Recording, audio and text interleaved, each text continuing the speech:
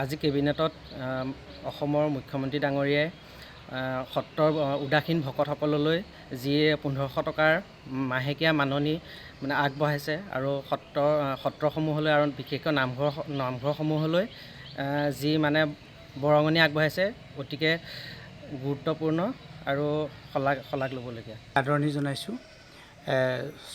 আমাৰ সন্মানীয় অসমৰ মুখ্যমন্ত্ৰী ডাঙৰীয়াই যি পদক্ষেপ গ্ৰহণ কৰিছে অসমৰ উদাসীন বৈষ্ণৱসকলৰ মানে হকে, গতিকে আমি তেখেতৰ এই সিদ্ধান্তক সত্ৰসমূহৰ উদাসীন বৈষ্ণৱসকল আমি আদৰণি জনাইছোঁ।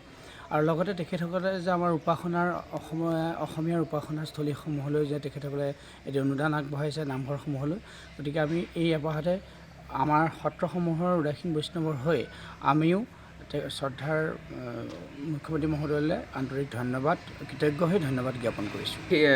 কেবিনেটত মুখ্যমন্ত্ৰী মহোদয়ে যিটো সিদ্ধান্ত লৈছে বৰলা বা উদাসীন ভকতসকলক যি মাহিলী 1500 টকা দিয়াটো এটা ভাল সিদ্ধান্ত লৈছে। আমি মুখ্যমন্ত্ৰী মহোদয়ক অশেষ ধন্যবাদ জনাইছোঁ।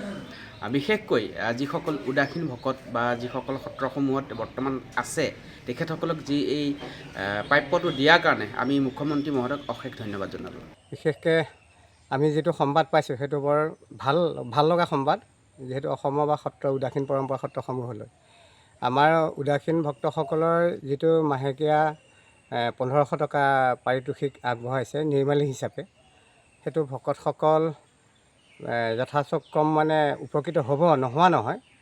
এই সপক্ষেও মই আমাৰ অসমৰ মাননীয় মুখ্যমন্ত্ৰী ডাঙৰীয়ালৈ আমি শুভেচ্ছা প্ৰদান কৰিছোঁ আৰু আগন্তুক দিনলৈ যাতে এইটো অকণমান আগবাঢ়ে সেইটোও আমি সত্ৰৰ তৰফৰ পৰা আশা কৰি আছোঁ। সঁচাকৈ এই বাৰ্তাটো পাই অতি আনন্দিত হৈছোঁ।